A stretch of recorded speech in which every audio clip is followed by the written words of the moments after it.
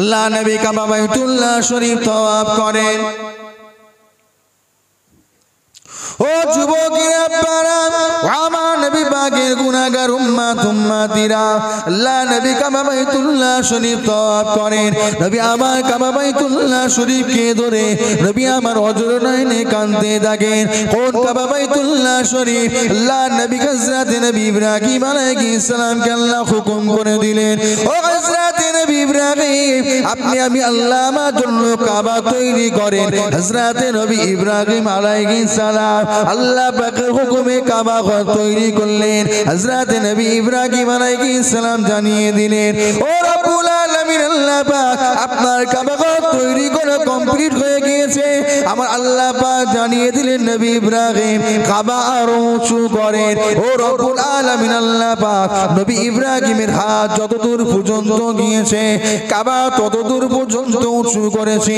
আমার আল্লাহ পাক জান্নাত থেকে একটা পাথর পাঠিয়ে দিলেন, ও হযরত নবী ইব্রাহিম ওই পাথরের উপর দাঁড়িয়ে যান। ওই পাথরের উপর দাঁড়িয়ে দাঁড়িয়ে আমি আল্লাহর জন্য কাবা তৈরি করেন। হযরত নবী ইব্রাহিম আলাইহিস সালাম জানিয়ে দিলেন, ও রব্বুল আলামিন, আল্লাহ পাক এই পাথর তো সামান্য একটা ছোট পাথর। এই পাথরের উপর দাঁড়ালে নবী ইব্রাহিমের হাত কত দূর যাবে? আমার আল্লাহ পাক জানিয়ে দিলেন, নবী ইব্রাহিম পাথরের উপরে দাঁড়িয়ে যান, আমি আল্লাহ পাক পাথরটাকে হাওয়ার সঙ্গে ভাসিয়ে দেব।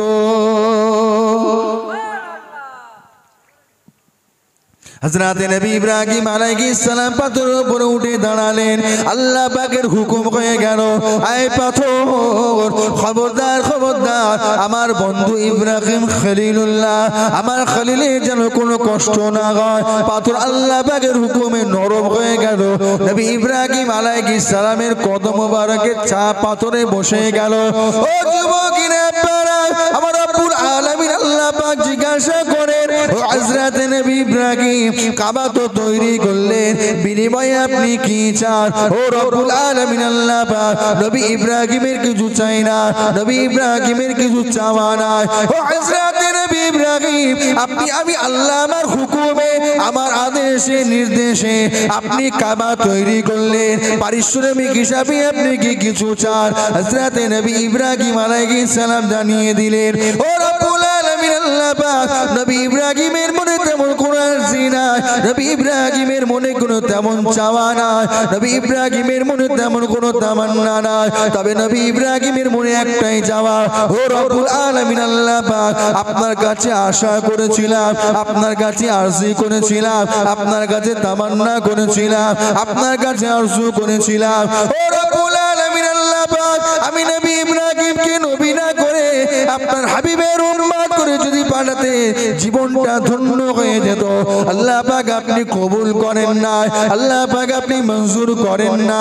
তবে নবী ইব্রাহিমের মনে একটাই চাওয়া, আপনি কাল কিয়ামতের ময়দানে বিচারের দিনে আপনার বান্দা বান্দীদের নাম ধরে ধরে আপনি ডাকবেন, আপনার নবীদের নাম ধরে ধরে আপনি ডাকবেন।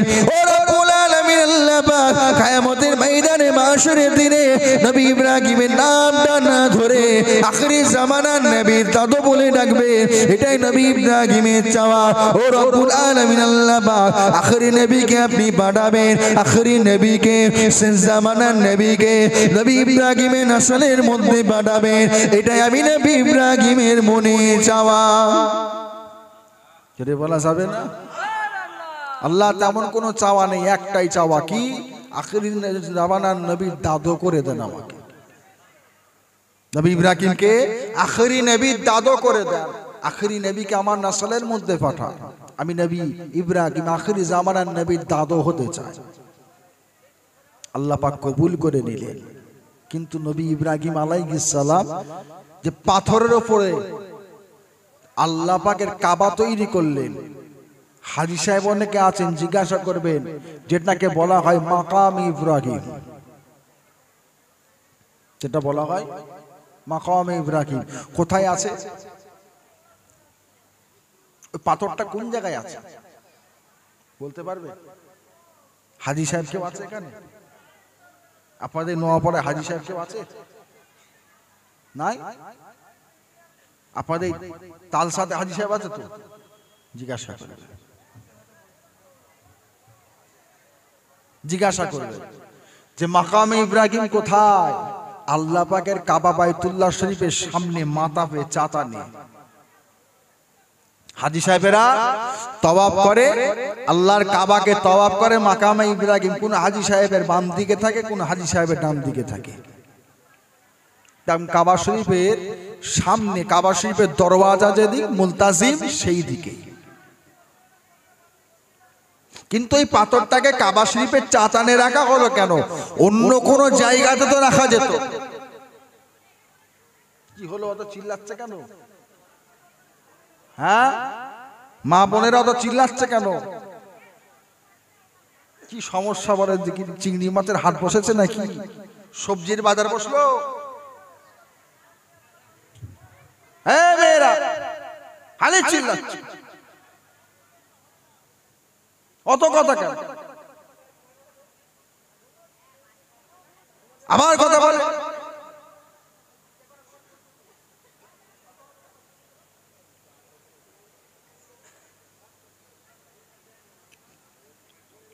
মহিলাদের গলার আওয়াজ কোন পরপুরুষ যেন শুনতে না পায়, এটা হলো পর্দা। কোন পরপুরুষকে, বেগানা পুরুষকে কোন মহিলা চোখে দেখতেও পারবে না, এটাও পর্দা। শুধু এই পর্দা মানে ওটা নয় বোরকা পরে ঘুরবে, চোখ মুখ ঢাক মুখ সব ঢেকে রেখে দেবে, শুধু এটাই পর্দা, অত সহজ নয়। আল্লাহ নবীর দরবারে আল্লাহ নবীর কলিজাতুর খাতুনে জান্নাত হযরত ইমাম হাসান হোসেনের আম্মা জান ফাতেমাতু যোহরা রাদিয়াল্লাহু তাআলা আনহা বসে আছেন। আল্লাহ নবী, দয়ার নবী আমার জানিয়ে দিলেন, বেটি ফাতেমা আপনি পর্দার অন্তরালে চলে যান, বাড়িতে চলে যান, পর্দার ভেতরে চলে যান। কেন? আমি রাসূলুল্লাহ আমার দরবারে আমার একজন সাহাবা আসছে, অন্ধ সাহাবা। আম্মা জান বুবু জান জানিয়ে দিন, আব্বা জান আপনার এই সাহাবা তো অন্ধ, সে আমি ফাতেমাকে দেখতে পাবে না। আল্লাহ নবী জানিয়ে দিলেন, ফাতেমা সে আপনাকে দেখতে পাবে না, কিন্তু আপনি তো তাকে দেখতে পাবেন। তার গলার আওয়াজ আপনি শুনতে পাবেন, সেও তো আপনার গলার আওয়াজ শুনতে পাবে। শুধু সে দেখবে না অন্ধ বলে, আপনি তো দেখতে পাবেন। আল্লাহ পাক তা আমাদের জন্য করেছেন। আল্লাহ নবীর কলিজার টুকরি বেটির জন্য তো আল্লাহ পাক কিছু ছাড় দিতে পারতেন, আম্মা জান হুজুরদের জন্য তো কিছু ছাড় দিতে পারতেন। কারোর জন্য ছাড় হয়েছে না, সকলের জন্য সমান আইন। আল্লাহর আইন সকলের জন্য সমান।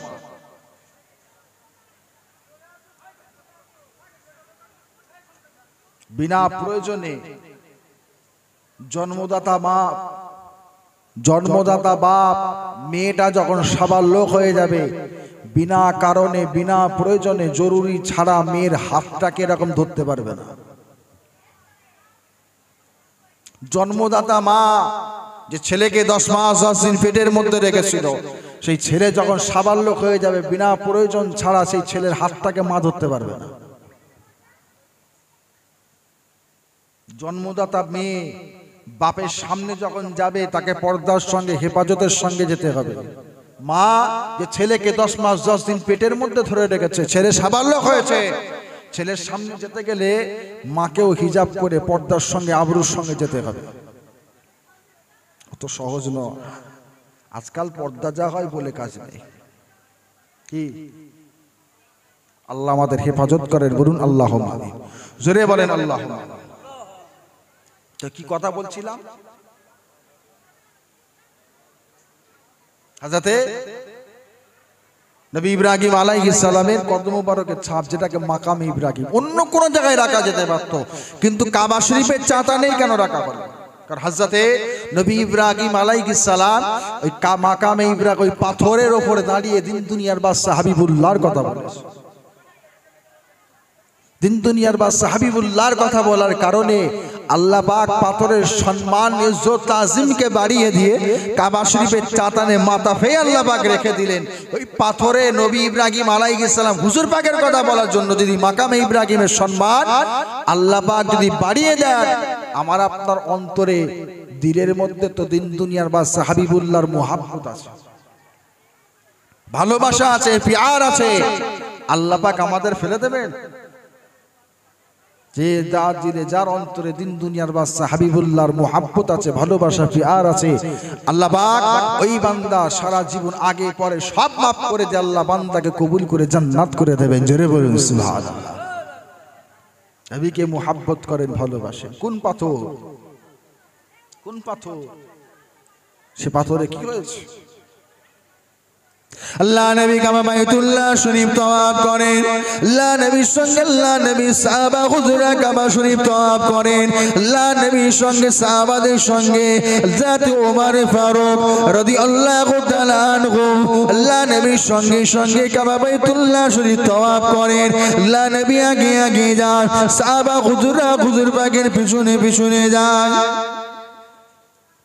ও যুবকেরা পারা, আমার নবী পাকের গুনাহগার উম্মত উম্মতিরা, হযরত ওমর ফারুক আল্লাহ নবীর পিছনে পিছনে যায়। আল্লাহ নবী রুকনি ইয়ামিনি পার করলেন, হাজরে আসওয়াদ পার করলেন, মুলতাজিম পার করলেন, কাবা শরীফের দরওয়াজা পার করলেন। হযরত ওমর ফারুক রুকনি ইয়ামিনি পার করে, হাজরে আসওয়াদ পার করে, কাবা শরীফের দরওয়াজার মুলতাজিম পার করে আল্লাহ নবী মাকামে ইব্রাহিম পার করে গেলেন। আল্লাহ নবী সাহাবা গণেরাও আল্লাহ নবীর সঙ্গে সঙ্গে মাকামে ইব্রাহিম পার করে গেলেন। হযরত ওমর ফারুক ওই মাকামে ইব্রাহিমের সামনে দাঁড়িয়ে গেলেন। আল্লাহ নবী সাহাবা হুজুরদেরকে সাথে করে নিয়ে অপর সাইড থেকে যখন ঘুরে আসলেন, আল্লাহ নবী দেখতে লাগেন হযরত ওমর ফারুক ওই মাকামে ইব্রাহিমের সামনে দাঁড়িয়ে দাঁড়িয়ে আল্লাহর কাবার দিকে মুখ করে দাঁড়িয়ে দাঁড়িয়ে ঠোঁট লাড়িয়ে লাড়িয়ে কি যেন বলতে থাকে।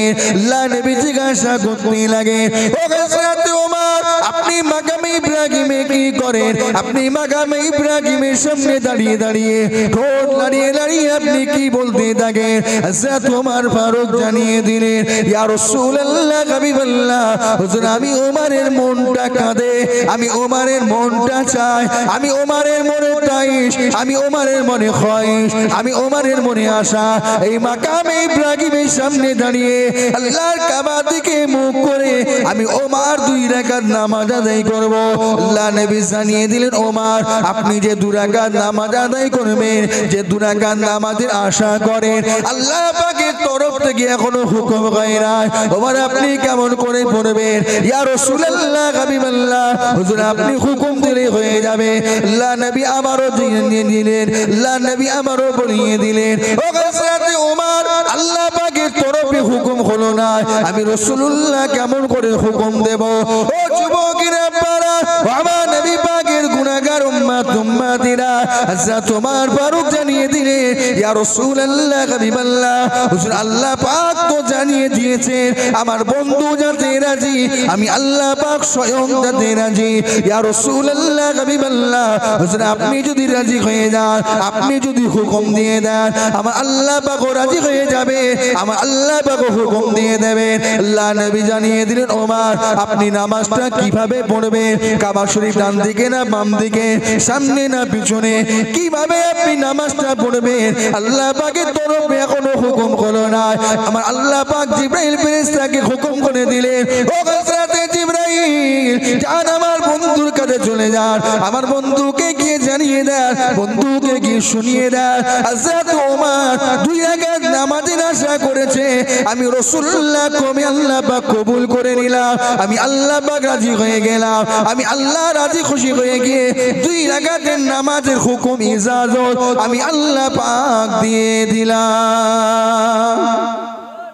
যদি বলা যাবে না, যান বন্ধুর কাছে যান, রাসূলের কাছে যান, হাবিবের কাছে যান, হাবিবের কাছে যান, প্যারা বন্ধুর কাছে যান। হযরত জিবরাইল আমিন আলাইহিস সালাম চলে আসলেন, সালাম দিলেন, আসসালাতু ওয়াসসালামু আলাইকা রাসূলুল্লাহ, হাবিবাল্লাহ। আল্লাহ নবী সালামের জবাব দিয়ে জিজ্ঞাসা করেন, জিবরাইল কি খবর? ইয়া রাসূলুল্লাহ, হাবিবাল্লাহ, হুজুর হযরত ওমর ফারুক 2 রাকাত নামাজের আশা করেছেন, আল্লাহ পাক কবুল করে 2 রাকাত নামাজের হুকুম দিয়ে দিয়েছে। জিবরাইল, আল্লাহ পাক তো হুকুম দিয়েছেন, কিন্তু কিভাবে নামাজটা আদায় করবে, কিভাবে আদায় করবে? ইয়া রাসূলুল্লাহ, হাবিবাল্লাহ, হুজুর হযরত ওমর ফারুক যেমন কাবা শরীফ 7টা চক্কর দিয়ে একটা তওয়াফ কমপ্লিট করে আল্লাহর কাবার দিকে মুখ করে মাকামে ইব্রাহিমের সামনে দাঁড়িয়ে 2 রাকাত নামাজের আশা করেছেন, আল্লাহ পাক ওইভাবেই 2 রাকাত নামাজ আদায় করতে বলেছেন। ইয়া রাসূলুল্লাহ, হাবিবাল্লাহ, হুজুর, আমার আল্লাহ পাক কোরআন শরীফ আয়াত নাজিল করে দিলেন, আত্তাখিযু মিন মাকামি ইব্রাহিম মুসাল্লা। 7 চক্কর কমপ্লিট করে মাকামে ইব্রাহিমের সামনে দাঁড়িয়ে আল্লাহর কাবার দিকে মুখ করে 2 রাকাত নামাজ পড়াটাকে আল্লাহ উম্মতের জন্য ওয়াজিবুত তাওয়াফ হিসাবে কবুল করে নিয়েছে। জোরে বলুন সুবহানাল্লাহ। যদি কেউ 2 রাকাত নামাজ না পড়ে তার তাওয়াফটাই হবে না, তাওয়াফই হবে না। আল্লাহর হাজী বান্দারা হজে যায়, কাবা শরীফ 7 চক্কর তাওয়াফ করে মাকামে ইব্রাহিমের সামনে দাঁড়িয়ে কিবলার দিকে মুখ করে কাবার দিকে মুখ করে 2 রাকাত ওয়াজিবুত তাওয়াফের নামাজ আদায় করে। কে পড়েছে? সর্বপ্রথম এই 2 রাকাত নামাজের আশা করেছেন হযরত ওমর ফারুক। আল্লাহ পাকের তরফ থেকে হুকুম যেগুলো হয়েছে আমরা সব জানি, জানার পরেও আমরা আদায় করি না। কিন্তু আল্লাহ নবী সাহাবা হুজুরগণেরা আল্লাহ পাকের হুকুম যেটা হয়েছে সেটাও আদায় করেছে, যেটা আল্লাহ পাকের হুকুম হয় নাই হুজুর পাককে রাজি করিয়ে আল্লাহ পাকের কাছ থেকে হুকুম নিয়ে সেটা আদায় করেছে। জোরে বলা যাবে না? জোরে হবে না? সকলেই সামনের দিকে একটু আগিয়ে আসেন না, সামনেটা ফাঁকা রয়েছে, এই দিকে একটু সামনে আগিয়ে আসেন না, সামনেটা ফাঁকা রয়েছে, একটু আগিয়ে আসেন। দরুদ শরীফ আল্লাহুম্মা সাল্লি আলা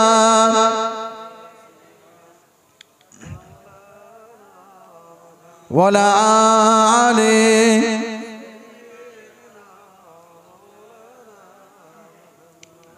ও গো মা আমিনা, তোমার কোণে ঘরে রহমত খোদার পরে জোরে জোরে। ও গো মা আমিনা, তোমার কোণে ঘরে রহমত খোদার পরে জোরে জোরে।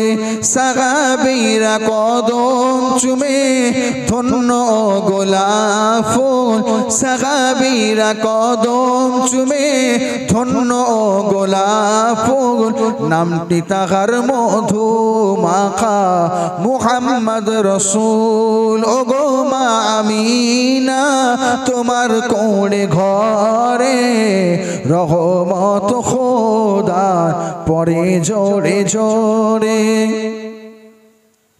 আব্বার মাজা দেখতে গেলেন নবীজি আম্মা জানের সাথে, আম্মা তাগার বিদায় নিলেন ফিরে আসার পথে।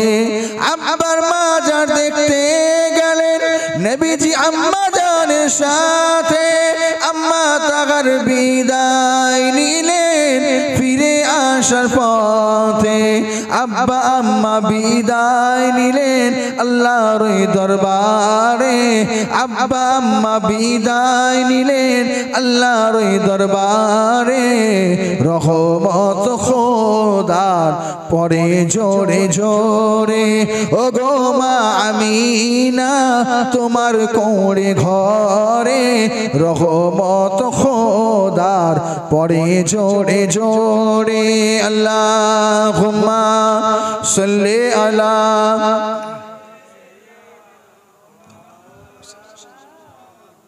ওয়ালা আলি।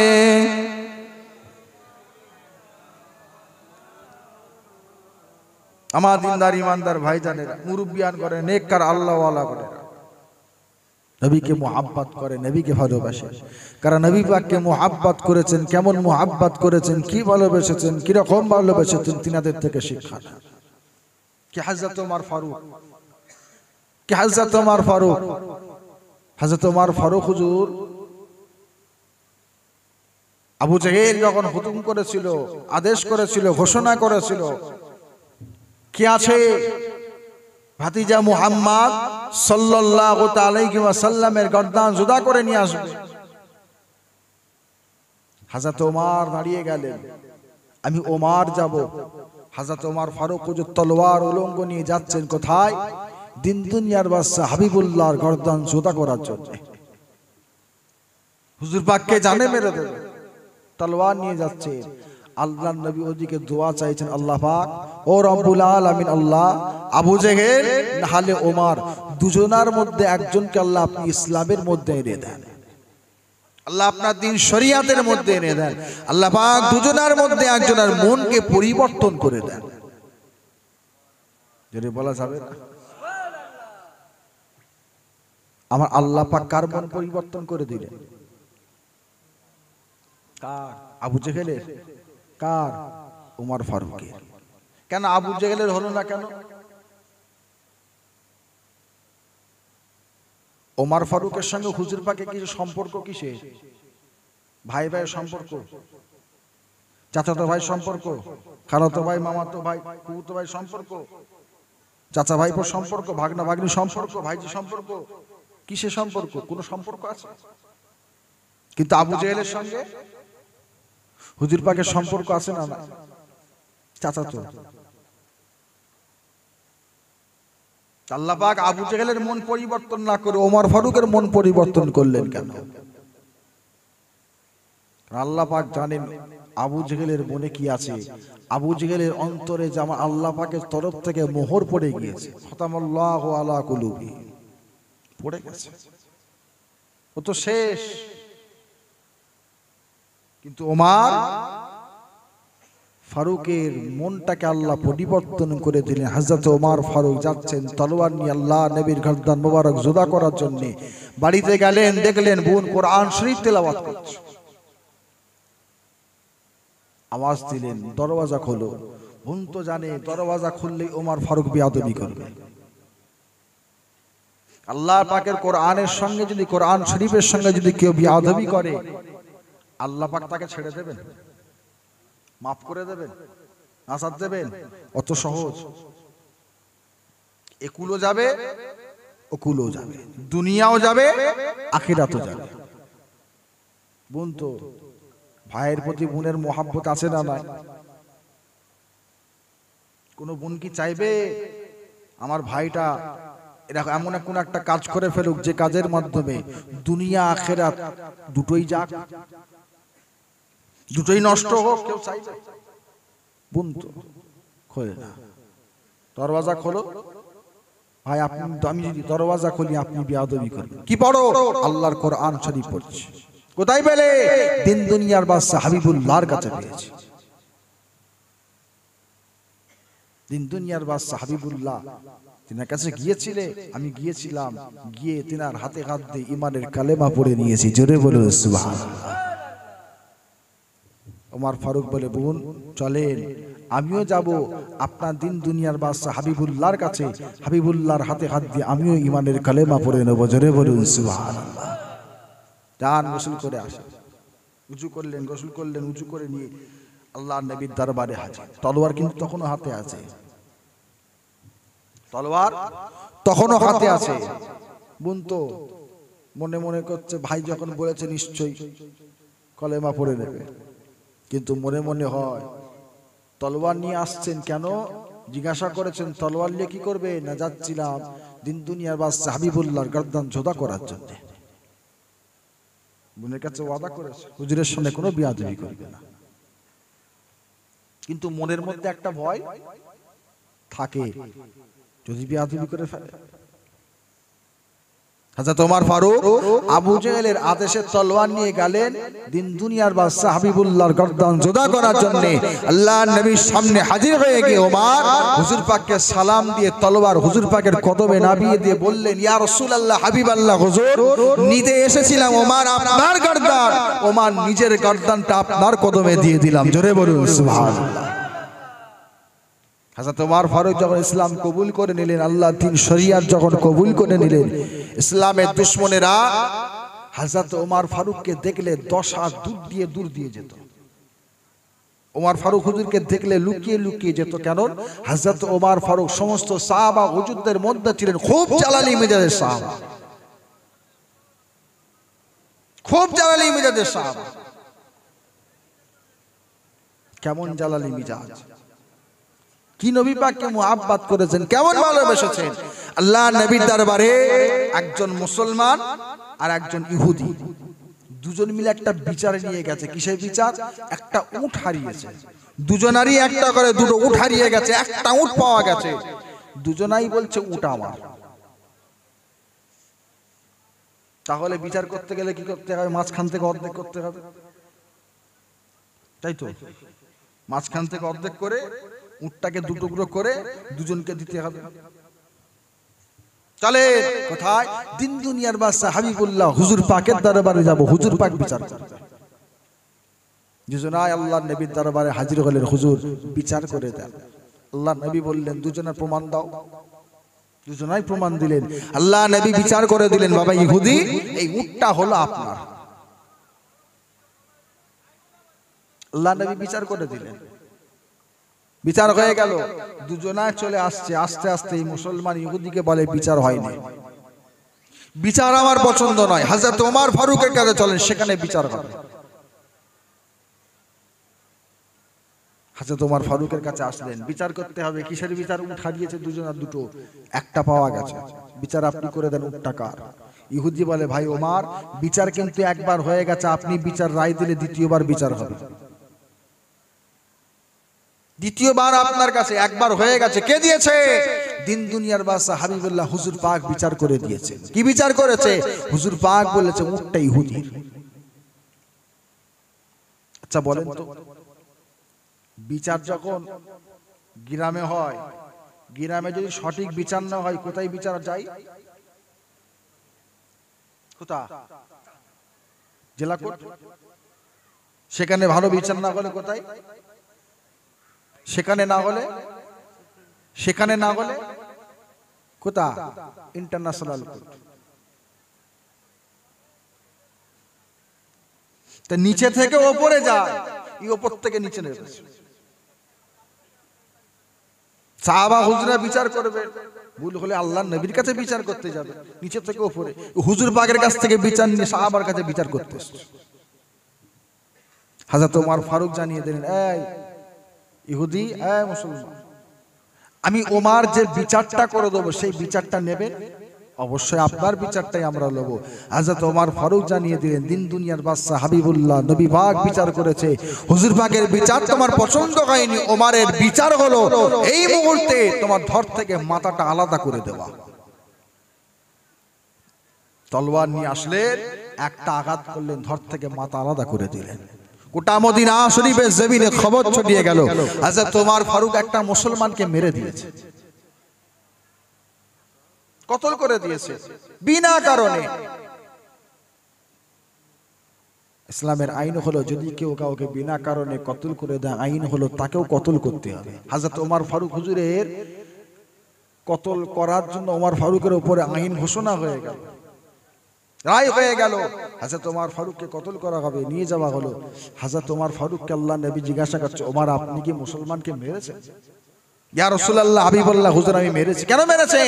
না হুজুর, আপনার কাছে দুজনা বিচার করতে এসেছিল, উটের বিচার, আপনার বিচার পছন্দ হয়নি, আমি ওমরের কাছে বিচার করতে এসেছে।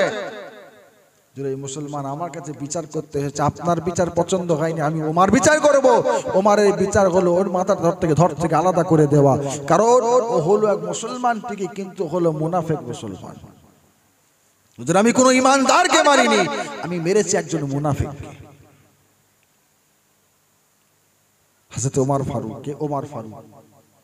কি মুহাব্বত হুজুরকে করতেন। আল্লাহ নবী দিন দুনিয়ার বাদশা হাবিবুল্লাহ তাজদারে মদিনা রাহমাতাল লিল আলামিন, আল্লাহ নবীকে মদিনা শরীফের জমিনে খুঁজে পাওয়া যাচ্ছে না। সমস্ত সাহাবা হুজুরা আমার নবী পাককে তন্ন তন্ন করে খুঁজছে, আল্লাহ নবী গায়েব হয়ে গেছে। আল্লাহ নবী সাহাবাগণের আল্লাহ নবীকে খোঁজেন। ও যুবকেরা, আপনারা সমস্ত সাহাবা হুজুরগণেরা গোটা মদিনা শরীফের জমিনটাতে, গোটা মদিনা শরীফ আল্লাহ নবীকে খোঁজেন। আল্লাহ নবীকে কোথাও খুঁজে পাওয়া যায় না, আল্লাহ নবীকে কোথাও দেখতে পাওয়া যায় না, আল্লাহ নবীর সংবাদ কোনো জায়গাতে পাওয়া যায় না। ও যুবকেরা, আব্বারা হযরত আবু বকর সিদ্দিক খোঁজেন, হযরত ওমর ফারুক খোঁজেন, হযরত আলী, হযরত উসমান গনি, হযরত বিলাল গফসি, হযরত আবু তালহা, হযরত আবু হুরায়রা, সমস্ত সাহাবা হুজুরে খুদনার বরাকা করতে লাগে।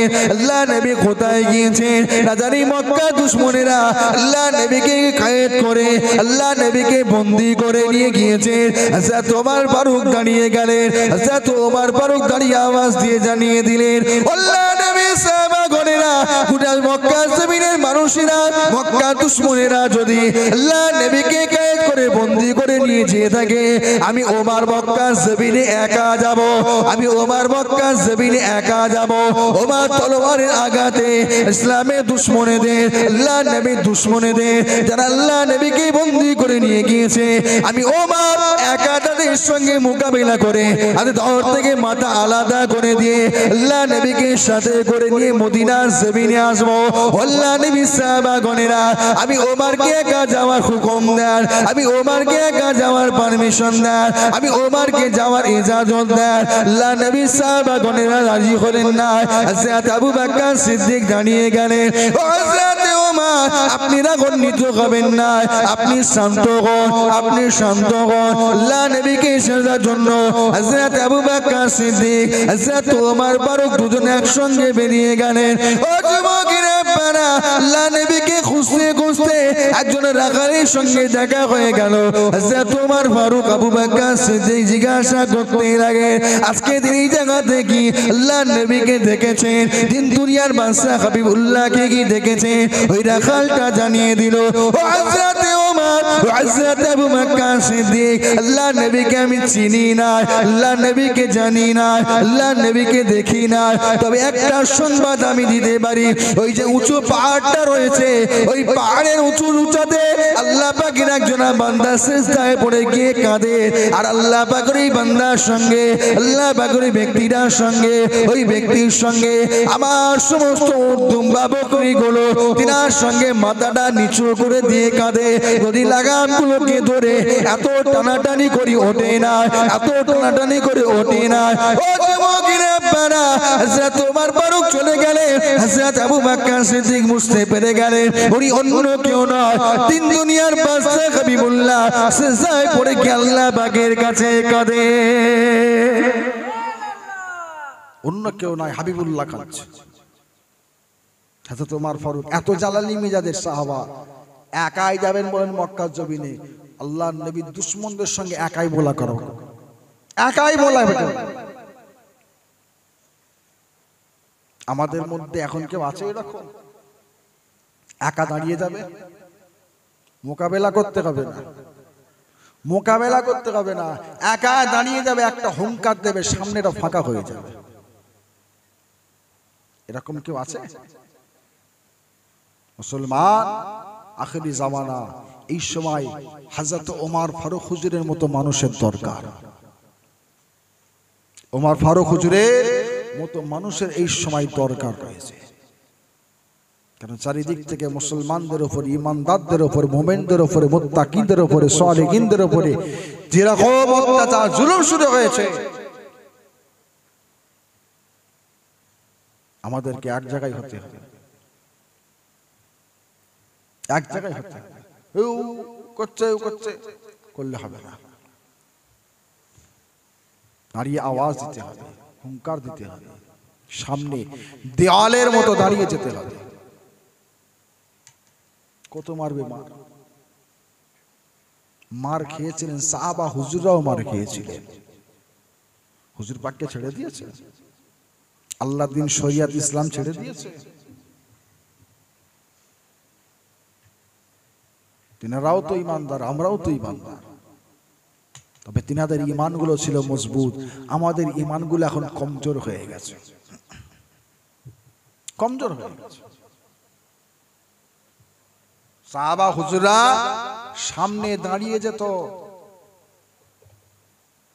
ছাতি চওড়া করে দাঁড়িয়ে যেতেন, কত মারবি মার। বারে বারে বলা হতো হযরতে মুহাম্মদকে ছেড়ে দাও। হযরতে বেলাল হাবশী রাদিয়াল্লাহু তাআলা আনহু, হুজুরের উপর এত জুলুম অত্যাচার হয়েছিল, বেলাল আল্লাহ ভুলে দাও, নবী মুহাম্মদকে ছেড়ে দাও সাল্লাল্লাহু আলাইহি ওয়াসাল্লাম, ছেড়ে দাও, আমাদের কথা মেনে নাও, তোমাকে আমরা ছেড়ে দেবো, না হলে জানে বেরো দেবো। হযরত বেলাল হুজুর জানিয়ে দিয়েছেন, কুফার কুরাইশেরা, বেদিনেরা, বেলালের শরীরে জান থাকা সত্ত্বেও, বেলালের শরীরে যাররা পরিমাণ খুন থাকা সত্ত্বেও বেলাল আল্লাহ আল্লাহ রসুল ভোলা হব না, আল্লাহ দিন ভোলা হব না। যত অত্যাচার করবি, যত মারবি, মেরেলে। হযরত বেলাল হুজুরের পায়ে দড়ি বেঁধে ঘোড়ার কোমরের সাথে বেঁধে দেওয়া হয়েছিল, উটের কোমরের সাথে বেঁধে দিয়ে হয়েছিল। উটকে ছেড়ে দেওয়া হলো, ওকে ছেড়ে দেওয়া হলো, হযরত ঘোড়া ছুটে ছুটে যাচ্ছে, উট ছুটে ছুটে যায়। হযরত বেলাল হুজুর মরুভূমির গরম বালুর ওপরে, পাথর, ধুলা বালি কাকড় রয়েছে, উঁচু নিচু জায়গা রয়েছে, তার উপর দিয়ে হযরত বেলাল হুজুরের শরীরটা হিচড়ে কিচড়ে হুড়কে হুড়কে ছিঁড়ে ছিঁড়ে যাচ্ছে। একটাই বার যদি বেলাল হুজুর বলতেন, তোমাদের কথা মেনে নিলাম, হযরত বেলাল হুজুরের উপর অত জুলুম অত্যাচার হতো না।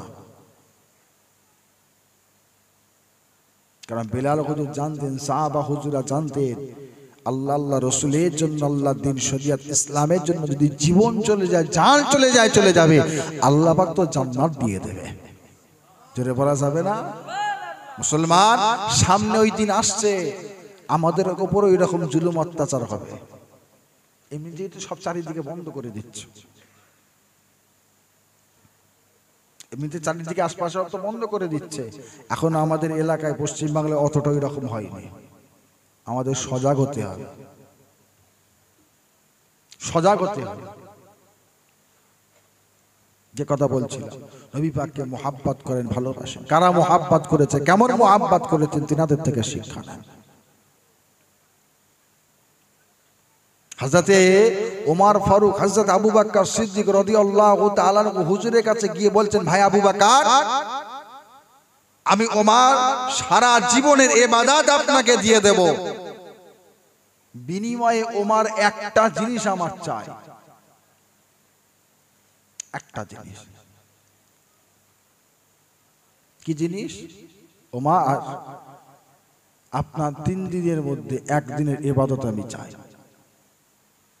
সারা জীবনের ইবাদত দিয়ে দেব, আপনার জীবনের একটা দিনের ইবাদত আমাকে দেন। কোন দিন? যেই দিন আল্লাহর নবী মক্কা শরীফ থেকে মদিনা শরীফে হিজরত করেছিলেন, সাথী হয়েছিলেন আপনি,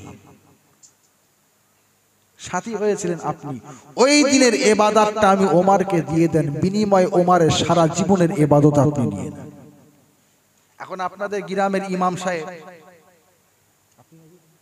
আমাদের ইমাম সাহেব যদি এখন আপনাদের বলেন, নোয়াপাড়ার মানুষেরা, কি আপনারা যদি এখন ইমাম সাহেবকে এসে বলেন, ওই ইমাম সাহেব, আপনার কাছে একটা আশা আছে, কি আশা? আপনি তো এত বছর ধরে ইমামতি করলেন, আমার সারা জীবনের ইবাদত আপনাকে দিয়ে দেব, বিনিময়ে আপনার একটা দিনের ইবাদত আমাকে দেবেন। ইমাম সাহেব দেবে? এখন আমি যদি আপনাদেরকে বলি, সারা জীবনের ইবাদত দিয়ে দেবো, বিনিময়ে আপনার জীবনের একটা ইবাদত আমাকে দেবে, দেবে? কেউ দেবে? আমাকে চাইলে আমি দেবো? অত সহজ নয়। যারটা তার নিজের কাছে, মরলে আপনি আপনার কবরে, আমি আমার কবরে, যার কবরে তাকে নিজে জবাব দিতে হবে। আপনি আমার কবরে আসবেন না, আমি আপনার কবরে যাব না। হবে? হবে না। আবু বকর সিদ্দিক একটা দিনের।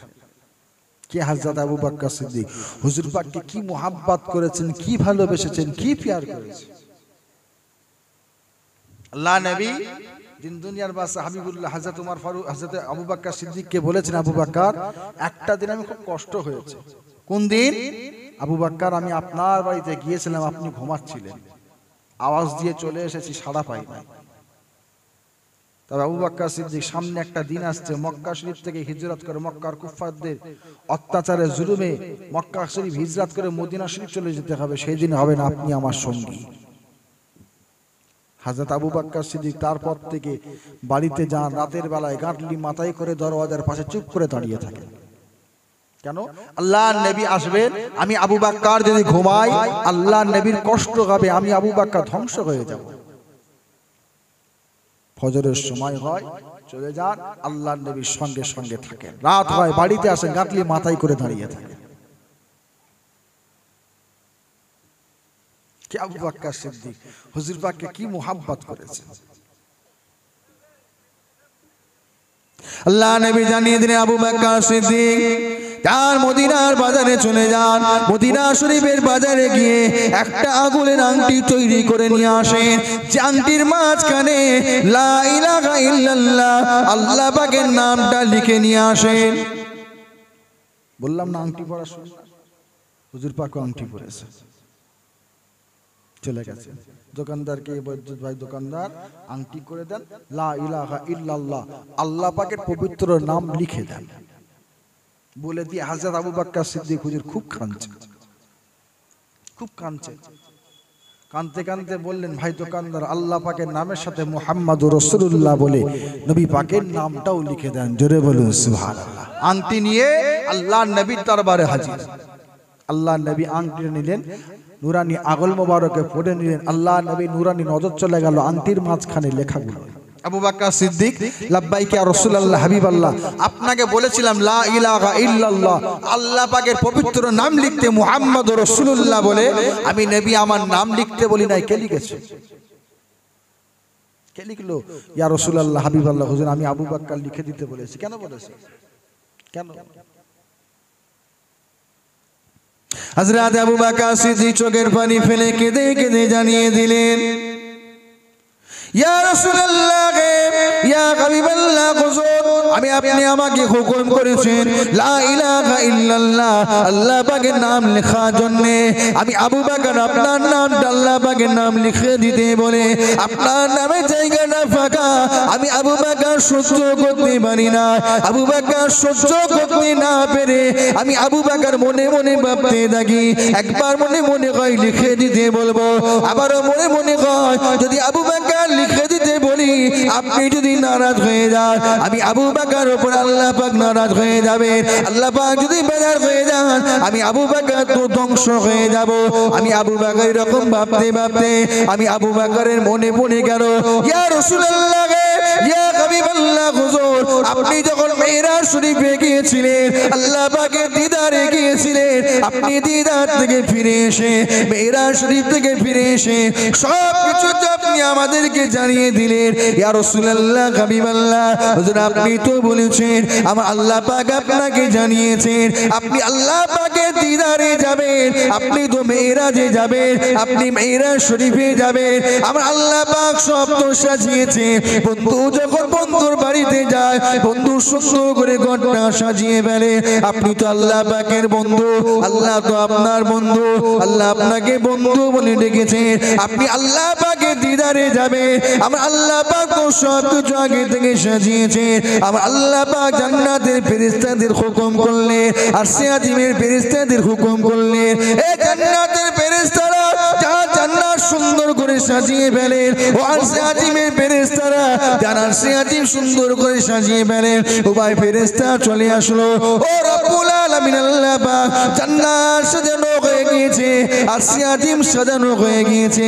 আমার আল্লাহ পাক জিজ্ঞাসা করতে লাগেন, ও আমার মালাইকা ফেরেশতারা জান্নাতের দরওয়াজায় কি লেখা আছে?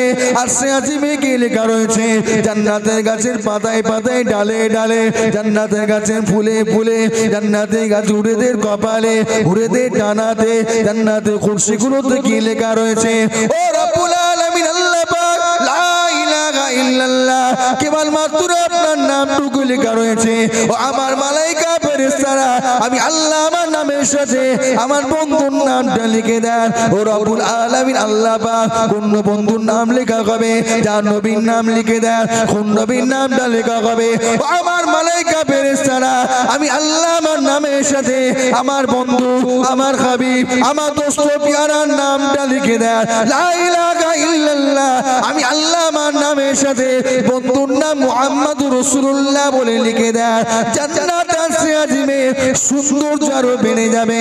ইয়া রাসূলুল্লাহ, হাবিবাল্লাহ, হুজুর আপনি তো জানিয়েছেন আল্লাহ পাকের নামের সাথে আপনার নামটা লেখার কারণে যদি জান্নাত আসে আজিমে সৌন্দর্য বেড়ে যায়, লা ইলাহা ইল্লাল্লাহ মুহাম্মাদুর রাসূলুল্লাহ বলে লিখে দিতে বলেছি। কারণ আপনার নামটা আল্লাহ পাকের সাথে থাকার কারণে আন্তির সৌন্দর্যটা আমার আল্লাহ পাক বাড়িয়ে দিয়েছে। আল্লাহু আকবার, আল্লাহু আকবার, জিন্দাবাদ, জিন্দাবাদ, আল্লাহু আকবার, আল্লাহু আকবার। আল্লাহর নবী বলেন, আবু বকর এটা ঠিক আছে মানলাম, কিন্তু আমার নামের সাথে ইয়া আবু বকর বলে আপনার নামটা কে লিখেছে? হযরত আবু বকর সিদ্দিক মাথায় হাত। তাই তো আমার নাম তো লিখতে বলি না, কে লিখেছে? আবু বকর কে লিখলো? ইয়া রাসূলুল্লাহ, হাবিবাল্লাহ, হুজুর আমি জানি না কে লিখেছে, বলতেও পারবো না। হযরত আবু বকর চিন্তা করছেন, তাই তো আল্লাহ পাকের নামের সাথে হুজুর পাকের নাম হবে, আর হুজুর পাকের নামের সাথে আমি আবু বকরের নাম, এটা তো বিয়াদবি। আমার আল্লাহ পাক পাঠিয়ে দিলেন, জিবরাইল যান আমার বন্ধুর কাছে চলে যান, বন্ধুকে সবকিছু জানিয়ে দেন।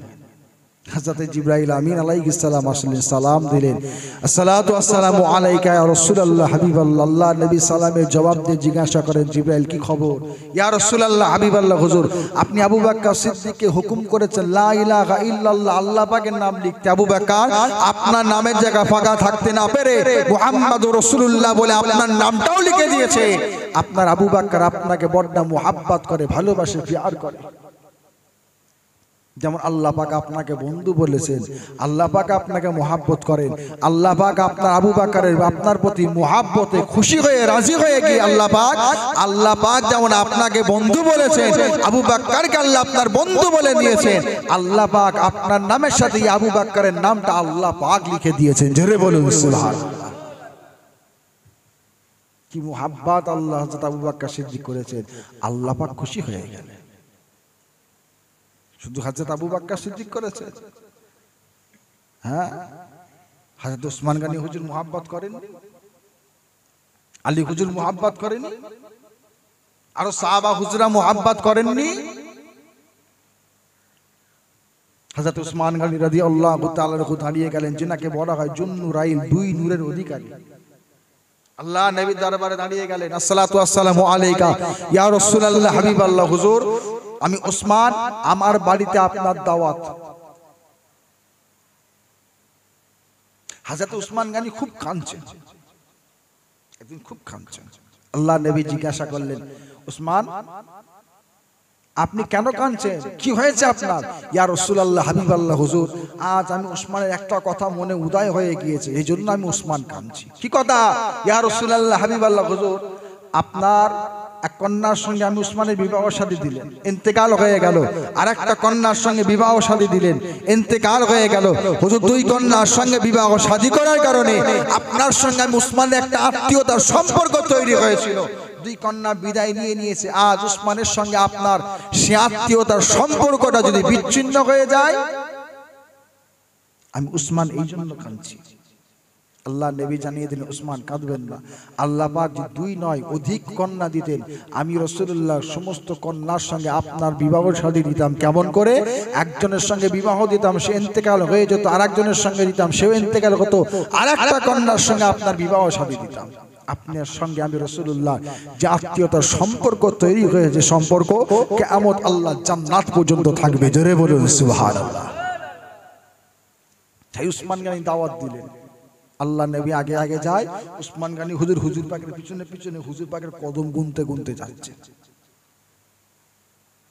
আল্লাহ নবী ওসমান গনি হুজুরের বাড়িতে পৌঁছে গেলেন, দেখলেন ওসমান গনি কি যেন গুনছে।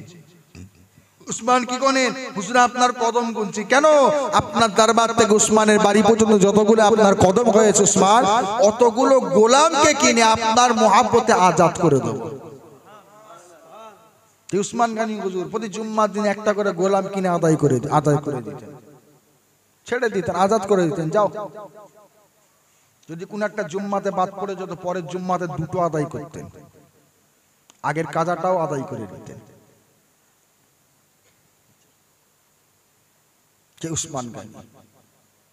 আল্লাহ পাককে কেমন খুশি করেছে, হুজুর পাককে কেমন রাজি করেছে। আল্লাহ নবীর দরবারে আল্লাহ নবীর একজন গরীব সাহাবা হাজির হয়ে গেলেন, সালাম দিলেন, ইয়া রাসূলুল্লাহ, হাবিবাল্লাহ হুজুর, আজ কতগুলো দিন অনাহারে দিন যায়, খাওয়া হয় না, বাড়িতে ছেলে পুলে বিবি সাহেব সব অনাহারে আছে, হুজুর আপনি বলে দেন কোথায় গেলে আমি কিছু সাহায্য পাবো। আল্লাহ নবী বলছেন, যান হযরতে উসমান গনির কাছে যান। উসমান গনিকে গিয়ে বলে, আল্লাহ নবী পাঠিয়েছেন, উসমান এসেছি, আমাকে কিছু সাহায্য কর। চলে গেলেন, সালাম দিলেন, কি খবর? এসেছি, আল্লাহ নবী পাঠিয়েছেন, আজ কতগুলো দিন অনাহারে দিন যায়, বাড়িতে ছেলে পুলে সবাই অনাহারে রয়েছে, আপনি আমাকে কিছু সাহায্য করেন। হযরত উসমান গনি হুজুর বললেন, যান বাহিরে উসমান গনির উট দাঁড় করানো আছে, শয়ে শয়ে হাজার হাজার উট রয়েছে, প্রত্যেক উটের পিঠে মাল বোঝাই করা রয়েছে, যে উটটা পছন্দ হবে উটের লাগামটাকে ধরে সাথে করে নিয়ে চলে যান। আল্লাহ নবী সাহাবা গেছে, গিয়ে অনেকক্ষণ ধরে ভেবে ভেবে চিন্তা করে নিয়ে একটা উটের লাগাম ধরেছে। আর হযরত উসমান গনি হুজুর খাদেমগণেরা বলছিল, আল্লাহ নবী সাহাবা ওই উটটাকে নেবেন না, ওটার বিনিময়ে 5টা উট নেন। উসমান গনি বলেছে, যেটা পছন্দ হবে সেটা, এটা পছন্দ হয়েছে এটাকে নিয়ে যাও। না ওটা নয়, ওটার বদলে 10টা নেন, হবে না।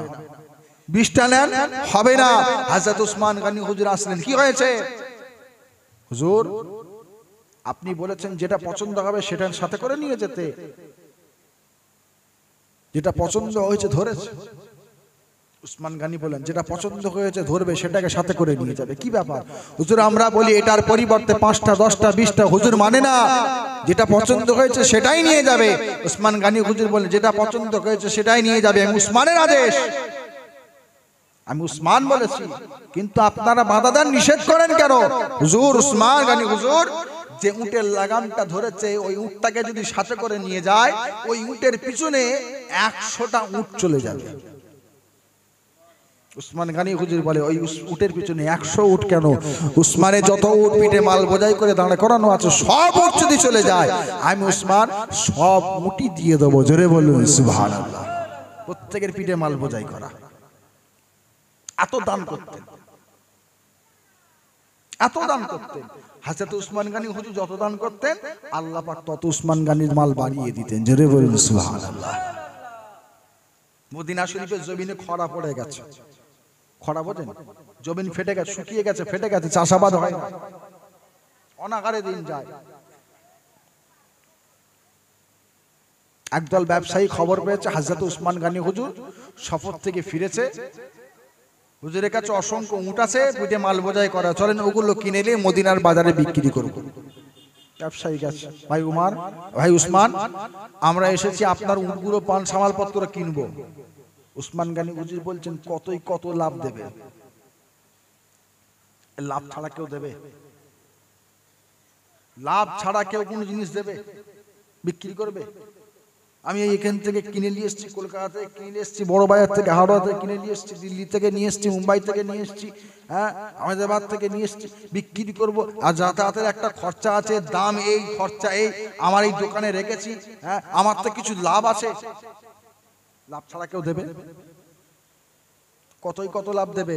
মদিনার ব্যবসায়ীরা বলেন, ভাই উসমান, আপনি যদি 10 টাকায় কিনে থাকেন, আমরা 2 গুণ লাভ দেব, 2 গুণ লাভ দেব। উসমান গনি বলছেন, হবে না, এর থেকেও বেশি লাভ আমি উসমান পাচ্ছি। 4 গুণ দেব, হবে না। 5 গুণ দেব, হবে না। উসমান এর থেকেও বেশি লাভ পায়। মদিনার ব্যবসায়ীরা বলেন, হুজুর আপনাকে কত লাভ দেয়? উসমান গনি হুজুর বলেন, 10-এ আমি 100 গুণ লাভ পাচ্ছি। উসমান 1 গুণ যদি দিই, বিনিময়ে উসমান 10 গুণ লাভ পাচ্ছি। মদিনার ব্যবসায়ীরা বলেন, ভাই উসমান, মদিনার সমস্ত ব্যবসায়ীরা আমরা এখানে হাজির আছি, আপনাকে কে এত লাভ দিচ্ছে? উসমান গনি হুজুর বলেন, আমি উসমানের সঙ্গে আমার আল্লাহ পাকে সওদা চুক্তি হয়ে গেছে। উসমান, এই সমস্ত মাল মদিনা ওয়ালাদের জন্য বিনিয়ে দিলাম, আমি উসমানের সঙ্গে আল্লাহ সওদা হয়ে গিয়েছে। জোরে বলুন সুবহানাল্লাহ। হযরত আব্বাস ইবনে আব্দুল্লাহ হুজুর বলছেন যে আমি রাসূল পাককে স্বপ্ন দেখলাম, দেখছি আল্লাহ নবী, দয়ার নবী পাগড়ি মোবারক পরে, জুব্বা মোবারক পরে, বুরাকের উপরে সওয়ার হয়ে আল্লাহ নবী জান্নাতে যাচ্ছেন। আল্লাহ নবীকে সালাম দিলাম, হুজুর বিয়াদবি মাফ করবেন, একটু দাঁড়ান। আল্লাহ নবী জানিয়ে দিলেন, আব্বাস ইবনে আব্দুল্লাহ, আপনার সঙ্গে কথা বলার সময় আমার কাছে নাই, কারণ হযরত উসমান গনি আল্লাহ পাককে এত রাজি করেছেন, খুশি করেছেন, আমার আল্লাহ পাক উসমান গনির উপর রাজি খুশি হয়ে জান্নাতে বিবাহ শাদী ঠিক করেছেন। আমি রাসূলুল্লাহ আজকে ওলিমায় হাজিরা দিতে যাচ্ছি, জোরে বলুন সুবহানাল্লাহ। উসমান গনি যত দান করে আল্লাহ তত বাড়িয়ে দেন। পৃথিবীর মধ্যে সবথেকে ধনী কে বলতে পারবেন? বলেন। দুনিয়ার জমিনে সবথেকে ধনী ব্যক্তির নাম কি? বলেন বলেন বলেন না। হযরতে উসমান গনি রাদিয়াল্লাহু তাআলা।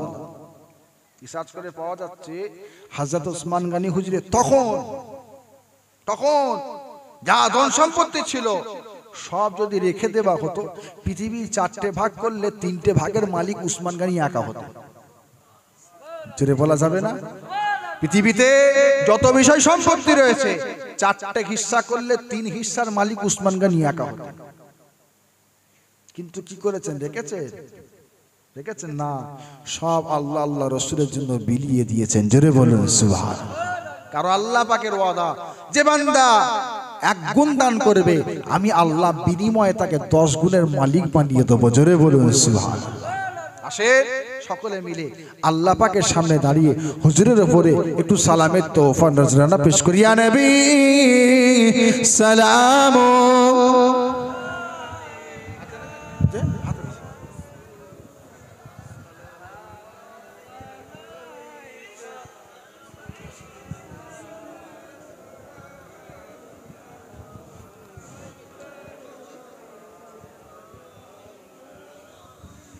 যারা বাইরে আছেন ভেতরে চলে আসেন, আর সামনে একটু আগিয়ে আসেন। সকলে একটু সামনে আগিয়ে আসেন, একটু আগিয়ে আসেন, সামনে আগিয়ে আসেন। চুপ করে দাঁড়িয়ে আছে, একটু আগিয়ে আসেন। মনে হচ্ছে সামনে আগালে কিছু একটা বিপদ হবে। কি মানে ঝড় তুফান যা আসবে সামনে দিয়ে বয়ে যাক, পিছনে না আসে। কি আল্লাহ, যারা বাইরে আছেন চলে আসেন। সকলে হুজুর পাককে সালাম দেব। আল্লাহ পাক আমাদের সালাম হুজুর পাকের দরবারে পৌঁছে দেন। বলুন আল্লাহুম্মা আমিন। জোরে বলেন আল্লাহুম্মা আমিন। সকলে আদব তাজিম উচ্চ আওয়াজ প্রাণ খুলে নবী পাককে সালাম দেন। ইয়া নবী সালামু আলাইকা, ইয়া রাসূল সালামু, ইয়া হাবিব সালামু, সালাওয়াতুল্লাহ। তালাল বদরু আলাইনা মিন সানিয়াতিন ওয়াদাই ওয়াজাবার শুকরু আলাইনা আদাওয়ালিল্লাহ হিদাই। ইয়া নবী সালামু, ইয়া রাসূল, ইয়া হাবিব সালামু, সালাওয়াতুল্লাহ। किसको यूं हक ने ए बुलाया, अर्श आला पर उठाया, किसने ये रुतबा आगे पाया, लेने को जिब्राइल हुज़रा में आया। या नबी सलामो, या रसूल सलामो, या हबीब सलामो, सलावतुल्लाह अलैहि। করিল আল্লাহ আরবানি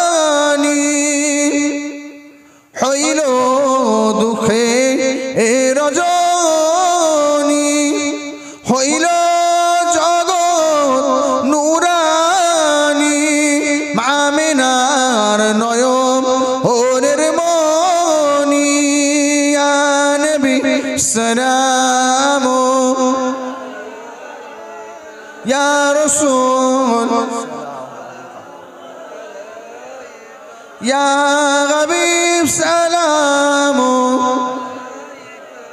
সালাওয়াতুল্লাহ। সকলে বসে যান। বালাগাল গোলাবি কামানি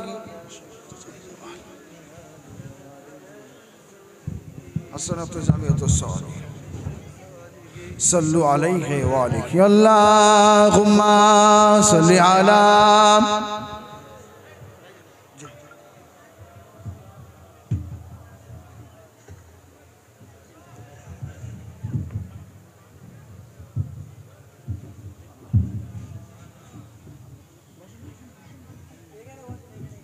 আল্লাহুম্মা সাল্লি আলা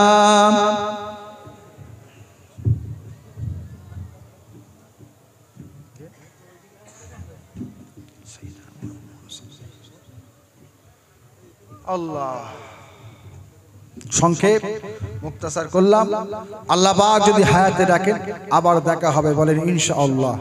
জোরে বলেন ইনশাআল্লাহ। আর আল্লাহ পাক যদি ডেকে নেন কোথায় দেখা হবে? আল্লাহ পাক যদি ডেকে নেয় কোথায় দেখা হবে? আল্লাহ পাক রাজি থাকলে আল্লাহ পাকের দয়া রহমতের মায়া জান্নাতে দেখা হবে, বলেন ইনশাআল্লাহ। জোরে বলেন ইনশাআল্লাহ। বসেন, বিদায় নেব। আখেরি দোয়া, শেষ দোয়া হবে। বিদায় নেবার আগে, দোয়া করার আগে আপনাদের কাছে কিছু আবদার। মাশাআল্লাহ, প্রতি বছরের নাই এবছরও এই সালে সওয়াব দোয়ার মজলিস জান্নাতের বাগান কায়েম হয়েছে। আগামী তো হবে তো নাকি? আগামী তো হবে তো নাকি? বলেন ইনশাআল্লাহ। জোরে বলেন ইনশাআল্লাহ। মাশাআল্লাহ, এই প্যান্ডেল কত সুন্দর করে করা হয়েছে, মাইক হয়েছে, তাবারক রান্না হয়েছে, তাই তো? কি হয়েছে তাবারক? বিরিয়ানি বসেন নাকি? মাশাআল্লাহ, গরু, হ্যাঁ মাশাআল্লাহ, গরু বিরিয়ানি হয়েছে।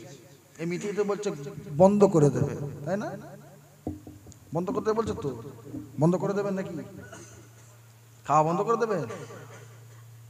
হ্যাঁ, বলবেন না খেতে পারলে আমাদের খেতে দেবে। কি একদম কবজি ডুবিয়ে চালিয়ে দেবে। কি